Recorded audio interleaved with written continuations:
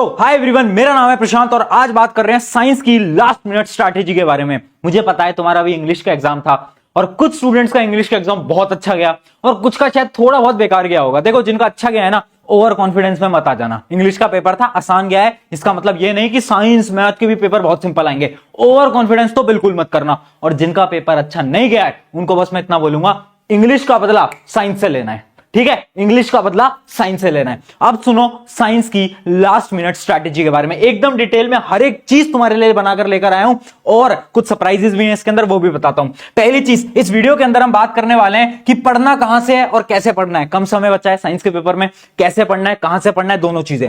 उसके अलावा important topics plus paper attempting strategy. Important topics कौन कौन से हैं, साथ साथ में पेपर को अटेम्प्ट कैसे करना है, किन चीजों को तुम्हें ध्यान में रखना है जिससे कि टीचर तुम्हें भर भर के नंबर देने वाला है। और आखिरी चीज, ये एक वीडियो 10 वीडियो के बराबर होने वाली है, ये मेरी आज गारंटी है। चलिए स्टार्ट करते हैं, एक एक करके सारी डिटेल में बात करते हैं। आज के समय पर दो प्रकार के हमारे स्टूडेंट्स होंगे। एक वो स्टूडेंट्स जिनका सिलेबस अभी तक नहीं हुआ है, कुछ स्टूडेंट्स होंगे जिनका सिलेबस अभी तक नहीं हुआ है साइंस के अंदर, और कुछ ऐसे स्टूडेंट्स होंगे जिनका सिलेबस तो हो गया है बट कॉन्फिडेंस नहीं आ रहा है। हो रहा है ना कि भैया अभी भी डर लग रहा है कि कैसा होगा, थोड़े बहुत क्वेश्चन सॉल्व नहीं हो पाए तो क्या होगा, कॉन्फिडेंस नहीं आ रहा है। देखो, अगर आपका सिलेबस नहीं हुआ है, पहली चीज जो आपको करनी है, जो जो चैप्टर्स आपके बच्चे हुए हैं उन चैप्टर को उठाओ और पढ़ना शुरू करो। ठीक है, ये आप कर सकते हो। और जिनको कॉन्फिडेंस नहीं आ रहा है ना, उनके लिए सिर्फ दो चीजें हैं, रिवीजन और क्वेश्चन प्रैक्टिस। रिवीजन और क्वेश्चन प्रैक्टिस। और तुम्हारे लिए मैं जो अगले 3 से 4 दिन हमारे रहने वाले हैं उसके लिए एक बड़ा ही शानदार सरप्राइज लेकर आया हूं, जो कि है महा मैराथन।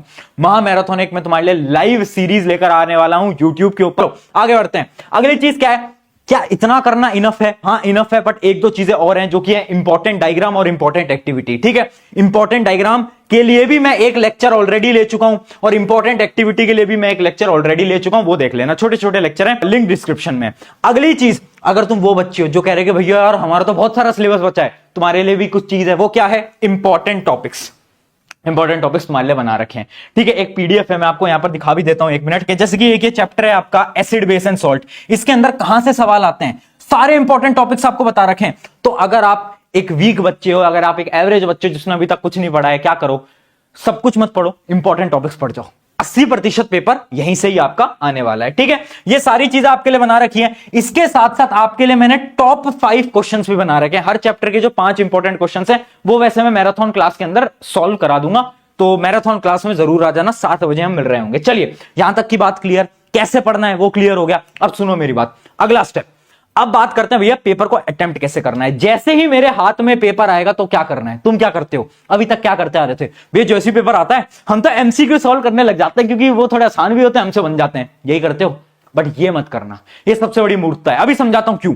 आपको क्या करना है, जैसे आपके हाथ में पेपर है, पेपर के जितने भी क्वेश्चंस हैं उस फटाफट से सारे क्वेश्चंस को पढ़ो। और जिन जिन क्वेश्चंस में यूनिट्स हैं, यूनिट्स मतलब जैसे आपने देखा होगा फिजिक्स के क्वेश्चन जिसके अंदर कहीं पर लिखा हुआ है 10 मीटर, कहीं पर लिखा हुआ है 10 सेंटीमीटर, तो ये जो मीटर सेंटीमीटर है ना, इसको अपनी पेंसिल से अंडरलाइन कर लेना फटाफट से। उससे क्या होगा, देखो आप लोग गलती पता है कहां करोगे, सिली मिस्टेक करने वाले हो।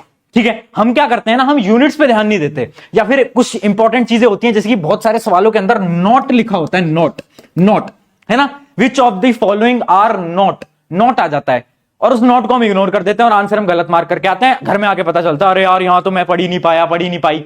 उस गलती को अवॉइड करना है। हाथ में पेपर आया, पेपर के सारे क्वेश्चन रीड करो, जितने भी यूनिट्स हैं अंडरलाइन कर लो, ताकि जब आप उस क्वेश्चन की तरफ बाद में पहुंचो तो यूनिट अंडरलाइंड हो और आपको पता चल जाए अच्छा 10 मीटर की बात हो रही है, 10 सेंटीमीटर की बात हो रही है, 10 जूल की बात हो रही है, आपको याद आएगा, है ना।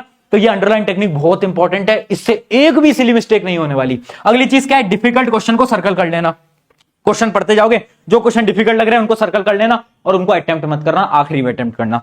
अगली चीज क्या है, ऑप्शन वाले क्वेश्चंस, कुछ क्वेश्चन के अंदर आपको ऑप्शन मिल रहा होता है, उनको फटाफट से चेक कर लेना कि आप ये वाला सवाल करोगे या फिर ये वाला करोगे। ठीक है, ये सब आपको करना है क्वेश्चन की रीडिंग टाइम में। अगर फिर भी टाइम बचे तब जाकर आप एमसीक्यू अटेम्प्ट करना स्टार्ट करना। ठीक है, तो अब से डायरेक्टली एमसीक्यू अटेम्प्ट नहीं करना है, पहले 3 स्टेप करने हैं, फिर टाइम बच जाए 15 मिनट में से तो एमसीक्यू अटेम्प्ट कर लेना। अब अगला देखना, आप कुछ पेपर प्रेजेंटेशन की आपको मैं टिप्स देने वाला हूं, ध्यान से सुनना। पहली टिप यह है कीवर्ड टेक्निक।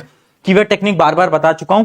साइंस का पेपर जो एग्जामिनर है ना, वो पता है कैसे चेक करते हैं, वो हर एक लाइन नहीं पढ़ते, लॉन्ग आंसर या फिर 3 मार्कर क्वेश्चन की हर एक लाइन नहीं पढ़ते, वो इंपॉर्टेंट कीवर्ड्स को देखते हैं। जैसे कि इमेजिन करो एक सवाल आ गया कि डाइजेशन स्टमक के अंदर कैसे होता है, तो उसके 3 पार्ट्स होते हैं, एक होता है आपका हाइड्रोक्लोरिक एसिड, एक होता है आपका म्यूकस और एक होता है आपका पेप्सिन। तो अगर आपने तीनों वर्ड्स लिखे हैं और उनको आपने अंडरलाइन कर रखा है तो क्या होगा, आपके जो एग्जामिनर हैं, जो आपके जो टीचर हैं, वो डायरेक्टली वो अंडरलाइन वर्ड को देखेंगे और क्या करेंगे, यार इसको तो आता है, इसको तो आता है, ठीक है, और आपको पूरे के पूरे नंबर दे देंगे। ठीक है, ये सारी चीजें थी। उसके अलावा क्या है, gap after every answer, 2 answer के बीच में गैप लगाना मत भूलना। ठीक है, 2 लाइन का गैप, जैसे कि आपने एक लाइन ऐसे लिखी, ठीक है, और दूसरी लाइन ऐसे लिखी, इन दोनों के बीच में 2 लाइन का गैप होना चाहिए। मतलब एक आंसर खत्म हुआ, 2 लाइन का गैप, फिर आपका दूसरा आंसर स्टार्ट होना चाहिए। 2 लाइन का गैप आपको हर एक आंसर के बीच में रखना है ताकि आपका आंसर नीट दिखना चाहिए। अगली चीज क्या है, अगली चीज है न्यूमेरिकल ट्रिक। न्यूमेरिकल ट्रिक क्या है, बहुत ध्यान से देखना, बहुत ज्यादा इंपॉर्टेंट है। न्यूमेरिकल में सबसे बड़ी गलती तुम क्या करते हो कि तुम फॉर्मूले ही नहीं लिखते, तुम गिवन ही नहीं लिखते। अरे भाई गिवन लिखो कि क्या क्वेश्चन के अंदर गिवन है, हमें वी की वैल्यू दे रखी है, हमें यू की वैल्यू दे रखी है, हमें मैग्निफिकेशन दे रखा है, गिवन लिखो, फिर फॉर्मूले भी लिखो। ऐसा सोचो कि बोर्ड एग्जामिनर में जो कॉपी चेक कर रहा है ना, वो कोई 10 साल का बच्चा है, उसको कुछ नहीं आता, सब कुछ बताओ। ठीक है, कहीं पे भी हमें नंबर नहीं कटवाने, और फॉर्मूले के मार्क्स होते हैं, याद रखना, फॉर्मूले के आधे मार्क्स होते हैं। आगे चीज क्या है, rough work strategy, one of the most important strategy. देखो, जब भी आप न्यूमेरिकल सॉल्व करो, हम क्या करते हैं, हम अपनी आंसर शीट के लास्ट में जाते हैं और हम उसको सॉल्व करना स्टार्ट करते हैं, है ना, न्यूमेरिकल की जो कैलकुलेशन होती है। अब आपको क्या करना है, मान लो एक है क्वेश्चन नंबर 23, वो आप सॉल्व कर रहे हो। ठीक है, अब क्वेश्चन नंबर 23 जब आप सॉल्व कर रहे हो ना, तो एक चीज याद रखना, रफ के अंदर भी क्वेश्चन नंबर 23 उसके आगे आप सारी कैलकुलेशन करना, मतलब क्वेश्चन नंबर जरूर लिखना। ये मैं क्यों बोल रहा हूं, कभी कभार क्या होता है, जब हमारा पेपर खत्म हो जाता है उसके बाद हम सारे आंसर्स को चेक करते हैं, तो फिजिक्स के क्वेश्चन की पूरी कैलकुलेशन चेक करना बहुत ज्यादा टफ है, आपको वापस से कैलकुलेट करना होगा। तो आप क्या करो, जब भी आप कैलकुलेशन कर रहे हो रफ में, उसके सामने अपना क्वेश्चन नंबर डालो, ताकि अगर आपको देखा कि यार क्वेश्चन नंबर 23 एक बार चेक कर लेता हूं, तो आप लास्ट पन्ने पे जाओगे, क्वेश्चन नंबर 23 के सामने जो भी आपने कैलकुलेशन करी है उसको फटाफट से चेक कर लोगे। इससे क्या हुआ, आपको मिल जाएगा कि कौन सा आंसर आपने कहां पर कैलकुलेट करा है, जिससे कि आपको लास्ट मोमेंट पे आंसर चेक करने में आसानी होगी। ठीक है, बहुत सारे बच्चे ये चीज अप्लाई नहीं करते, जिससे क्या होता है, लास्ट मोमेंट में कैलकुलेशन वापस से करते हैं पूरी की पूरी, जिससे टाइम वेस्ट होता है। आगे बढ़ते हैं, अगला क्या है, बायो के आंसर सोचकर लिखो। देखो, बायो के आंसर्स ना थोड़े बहुत टिपिकल होते हैं, टफ होते हैं, पहले सोचो फिर लिखो। ऐसा नहीं कुछ भी लिखे जा रहे हैं फिर बाद में कट करते हैं फिर वापस लिखते हैं, तो पहले एक बार सोच लो, 4 चीजें इसके अंदर लिखनी है, फिर जाकर लिखो।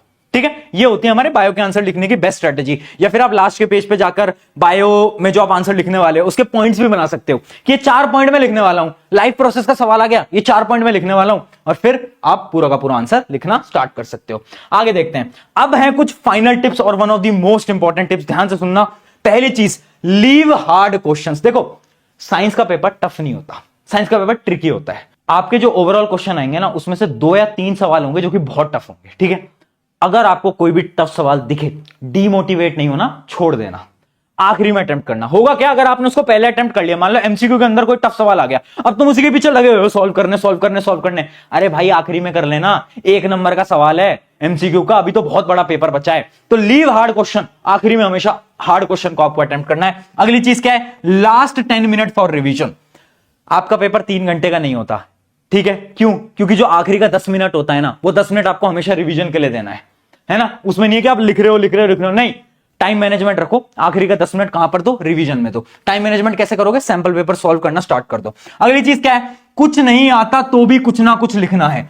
अगर कुछ नहीं आ रहा किसी आंसर में, स्पेशली बायो के अंदर, तो कुछ भी लिखो, उस चैप्टर से रिलेटेड जो आ रहा है लिखो, है ना। क्या पता एग्जामिनर दयालु हो, आपको आधे एक नंबर दे दे, तो लिखना जरूर है, स्पेशली बायो में नंबर मिल जाते हैं। अगली चीज क्या है, पेपर से 1 दिन पहले नो सैंपल पेपर। देखो, पेपर से जब आपकी 1 दिन पहले वाली रात होगी ना, तब सैंपल पेपर मत लगाना, है ना, क्योंकि अगर सैंपल पेपर तुमने टफ लगा लिया तो तुम्हारा कॉन्फिडेंस नीचे आ जाएगा, है ना। तो करना क्या है, इंपॉर्टेंट डायग्राम प्रैक्टिस करनी है, और जो आपकी एक्टिविटीज वगैरह होती हैं वो देखनी है। 1 दिन पहले सबसे बड़ा काम होता है रिवीजन, इंपॉर्टेंट डायग्राम, एक्टिविटी, क्योंकि डायग्राम एक्टिविटी हम एग्जाम के अंदर भूल जाते हैं, तो 1 दिन पहले अगर तुम याद करोगे, दिमाग के अंदर रहने वाला है।